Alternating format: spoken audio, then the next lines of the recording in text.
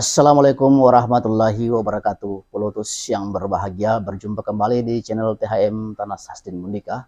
Kali ini kita masih membahas seputar gebrakan dan terobosan-terobosan Partai Umat yang makin menarik disimak dan diperbincangkan. Kita melihat sosok Profesor Amin Rais yang hari-hari belakangan ini telah menunjukkan kualitasnya sebagai seorang begawan politik dan tokoh nasional yang ternama setelah mengatakan dalam sebuah pertemuan pada tanggal 1 Januari yang lalu bahwa Partai Umat akan konsisten dan akan komit menjalankan pasal 33 UUD 45. Kali ini Partai Umat ternyata adalah desain masa lalu dari Profesor Amin Rais. Seperti kita ketahui bahwa 23 tahun lalu ketika Profesor Amin Rais mendirikan Partai Amanat Nasional, jadi ada latar belakang dari sosok ini. Yang pertama karena beliau adalah ketua umum dari pengurus pusat Muhammadiyah, PP Muhammadiyah pada tahun 1998 sampai 1995 sampai 1998. Kemudian salah satu tokoh pendiri IJMI.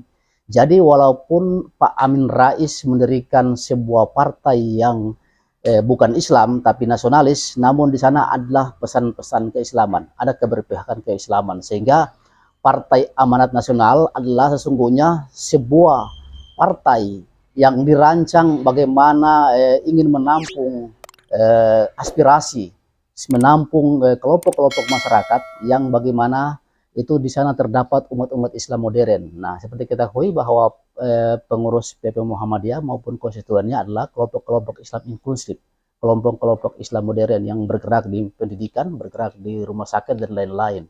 Nah, kalau kita lihat sebelahnya yaitu dari NU, yaitu kelompok Islam tradisional yang banyak bergerak di bidang-bidang lain seperti itu.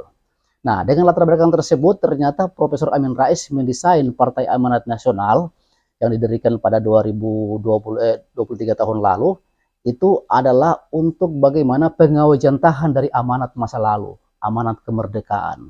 Jadi Profesor Amin Rais sebagai seorang maestro politik, sebagai seorang intelektual Indonesia sangat paham berdirinya bangsa ini. Bahwa bangsa ini yang mulai dirancang pada tahun 1908 ketika Budi Utomo berdiri, kemudian pada 28 tahun kemudian ketika pemuda-pemuda Indonesia berikrar mengucapkan Sumpah Pemuda, lalu muncullah detik-detik proklamasi.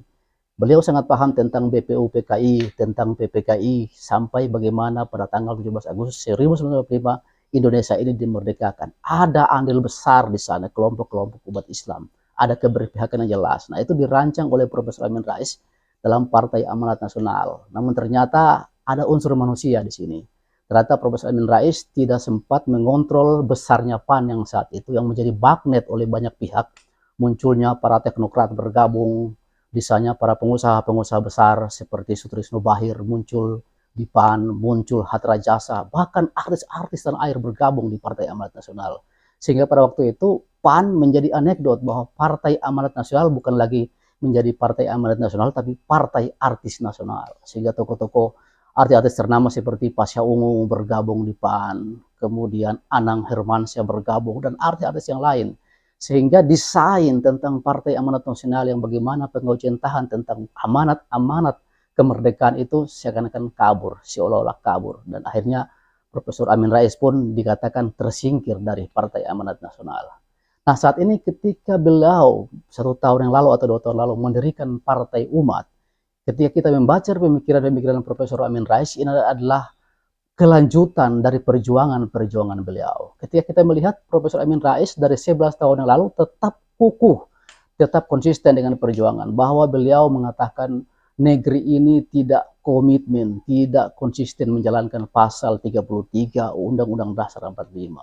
Bahwa kekayaan alam dan sumber-sumbernya itu dikuasai negara dan dipergunakan sebesar-besarnya oleh kemakmuran rakyat dalam pasal 3. Dalam pasal 1 itu diutamakan adalah usaha-usaha bersama kerakyatan. Namun hari ini kita dikuasai oleh sekelompok orang, sekelompok kartel.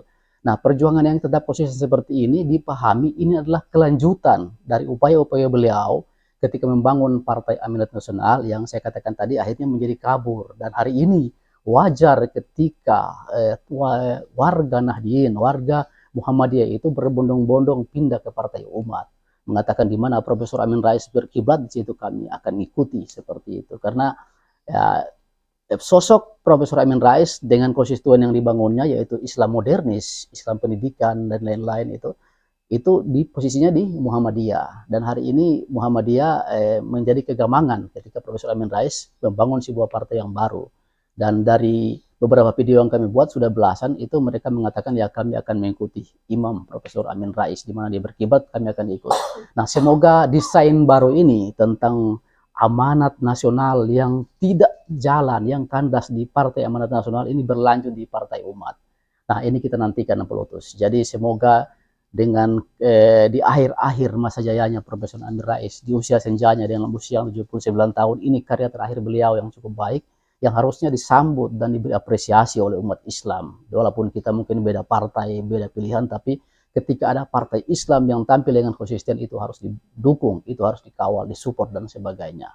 Nah, Pelotus, kali ini judul yang kita ketengahkan bahwa ternyata Partai Umat adalah kelanjutan dari perjuangan amanat nasional. Jadi amanat nasional ini digali dari perjuangan-perjuangan lama, dari tahun 1908, 1928 sampai 1945 dan seterusnya. Jadi Profesor Amin Rais adalah salah satu intelektual Indonesia yang paham perjalanan bangsa ini, yang paham ke arah mana bangsa ini diarahkan. Cuma sayang beliau dari tahun 1999 sampai 2004 tidak sempat menjadi presiden. Tapi apapun itu, beliau dan sepak terjangnya sudah cukup mewarnai perpolitikan dan pergerakan bangsa ini dari 20 tahun lalu hingga saat ini.